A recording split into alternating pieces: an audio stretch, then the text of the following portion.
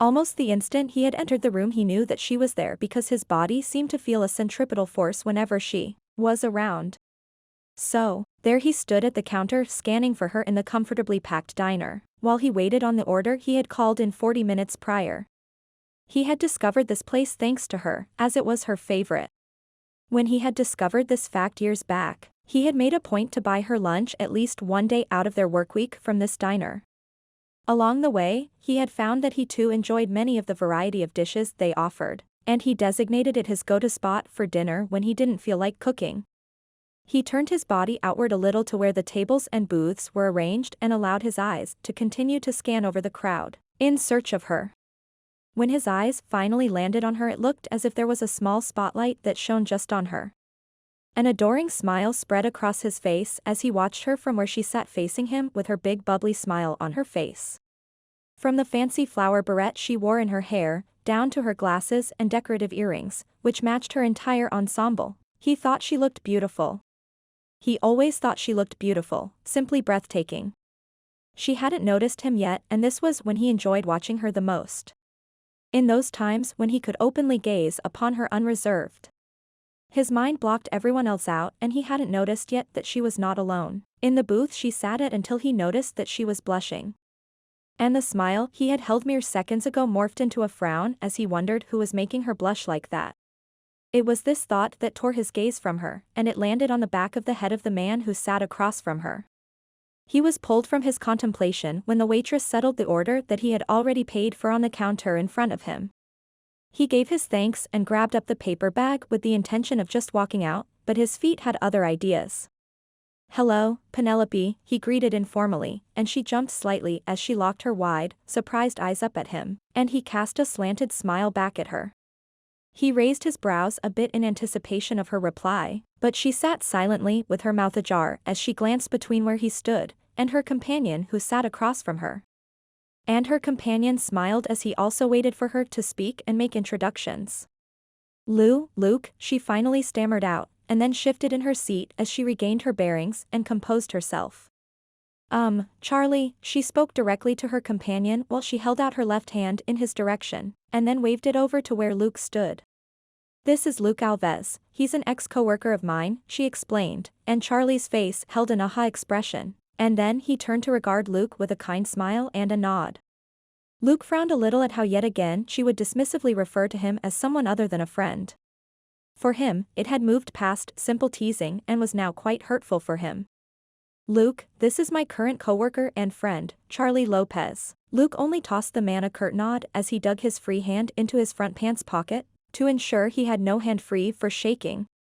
The move hadn't gone unnoticed by Garcia or Charlie, who had already started to offer his hand, but just as quickly sat it back down atop the table. "What are you doing here at this time of night, newbie?" she asked, and purposely used the nickname to prod him as she knew how it irritated him, and well, at this moment she felt he deserved it for being microaggressive and rude to Charlie. "We just got back from a case, and I'm too tired to cook anything," he answered honestly with a heavy sigh. She could now see how tired he was. His unshaven face and the small curly fro on his head told her they had likely been out of town for a week and it had been a difficult case. She felt a strong urge to stand up and give him a hug, but she pushed it away. "I just wanted to grab Roxy and a quick meal before I head home," he ended, and her face instantly lit up, which Luke took note of and also knew why. "Sorry, I haven't picked her up yet from the sitter," he tacked on, and she frowned slightly. "We can have a pet date sometime this week. Roxy would love to see Sergio," he said, and she smiled sweetly at him and nodded eagerly to the idea. "Sergio?" Charlie interrupted as he looked back and forth between them. Her elderly cat, Luke, was the one to answer, and Charlie nodded his understanding. It pleased Luke that this man didn't know Garcia well enough to have ever met Sergio. He knew this meant that Charlie had never been to Garcia's apartment, and this made him feel good. "Well, I'll call you tomorrow and we can schedule a good time for Roxy and Sergio to hang out," Penelope said. "You have a good night, Luke, and get some rest," she continued, and her dismissive tone and demeanor brought a slight scowl to Luke's face as he looked at her. Was she giving him the brush off so she could get back to her date, he wondered. And the thought angered him. "Right, sorry, I interrupted your date," he nearly hissed the last word out, and it instantly caught her attention. And she looked up at him baffled. You two enjoy the rest of your evening. With that said, Luke turned and practically stomped from the diner. He had just exited and made it to the bottom of the steps to the diner when he heard the ring on the bell at the top of the door, but he had not bothered to turn and look as he assumed it was just another patron leaving. So, he kept walking through the parking lot to where he had parked his truck. Hey! Upon hearing Penelope's voice, he quickly stopped and turned to regard her, as the clacking on her heels struck the concrete as she walked over to where he now stood. What is your deal? She asked, and he could see she was upset. My deal. Luke replied with a frown on his face when he turned fully to her as she was now stopped and stood right in front of him, with her arms folded across her bosom. I don't have any deal. No? Then why the hell were you being so rude in there? She further questioned him. Me?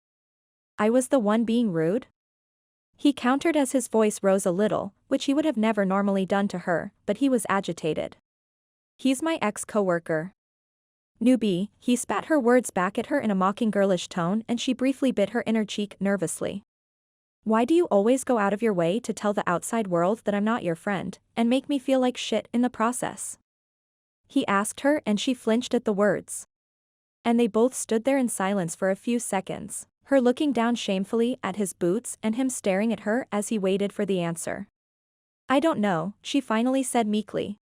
Do you even like me as a friend, Penelope? He probed further, and she quickly shot her eyes up to his, and her face held a look of disbelief.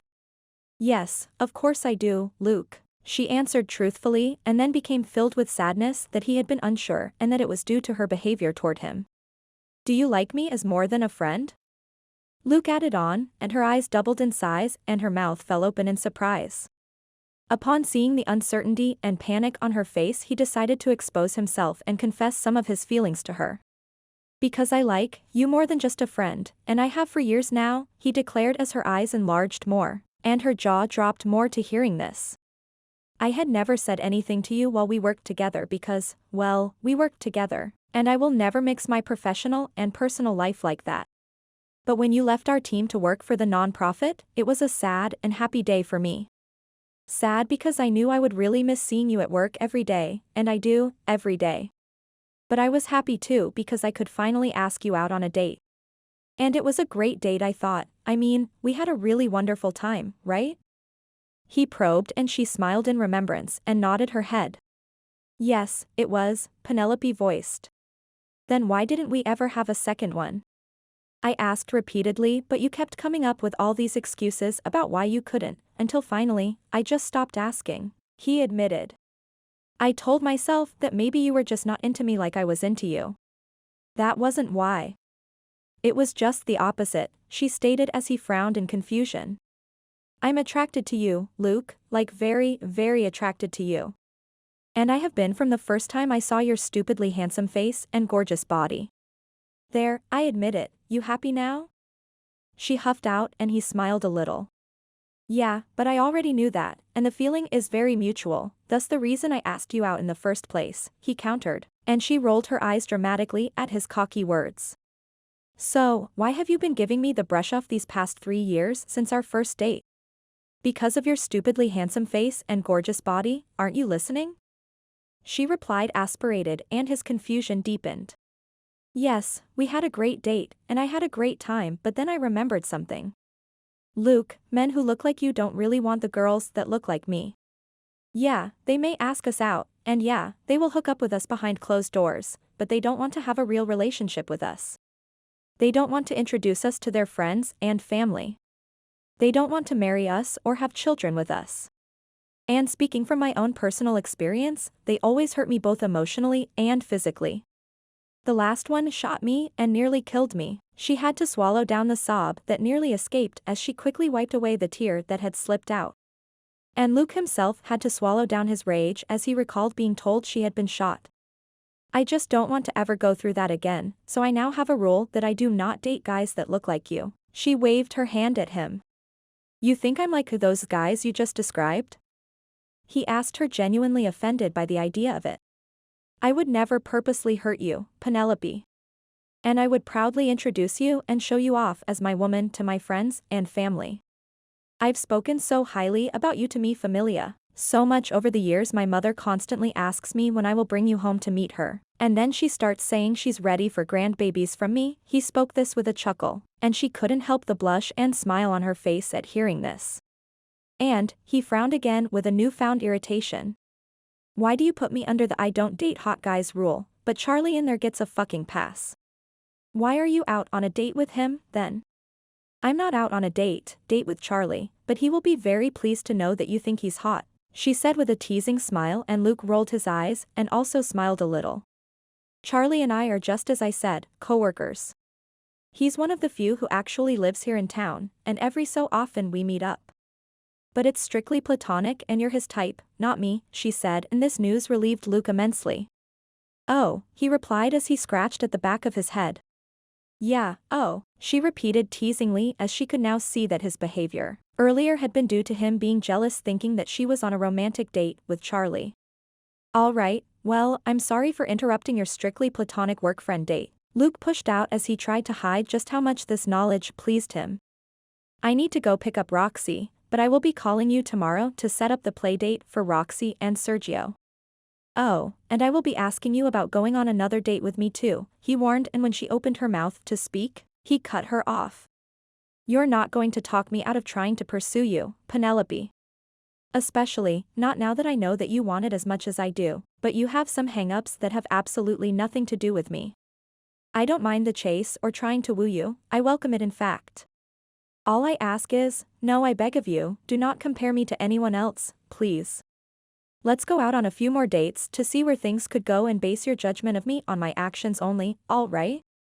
All right, she agreed as she smiled and bowed her head coyly. But I was only going to say, would you like some company picking up Roxy? I haven't seen her in a while and I do miss her, Penelope said. Sure, your company is always welcome, and I know Roxy has missed you too and she'd be very excited to see you, but what about Charlie? Luke asked as he shot his eyes to the large picture window of the diner to where he could still see Charlie seated in the booth. Oh, he's fine, in fact, he was the one who sent me out here after you. He said he could sense a strong sexual energy between us, she stated. His exact words were, girl, you better go get that man before I do, she giggled a little as Luke chuckled. So, you don't mind some company and maybe giving me a lift back home? I rode here with Charlie. No, I don't mind at all, Luke replied as he offered her his arm, which Penelope grasped with a smile. After a few seconds of them silently and lazily strolling through the parking lot, he spoke again. So, how many children do you think you might want someday? He asked nervously as he stared straight ahead but watched her closely through his peripheral vision, but then he full-on smiled and inwardly sighed in relief when he saw her blush and smile sweetly at his words. The end.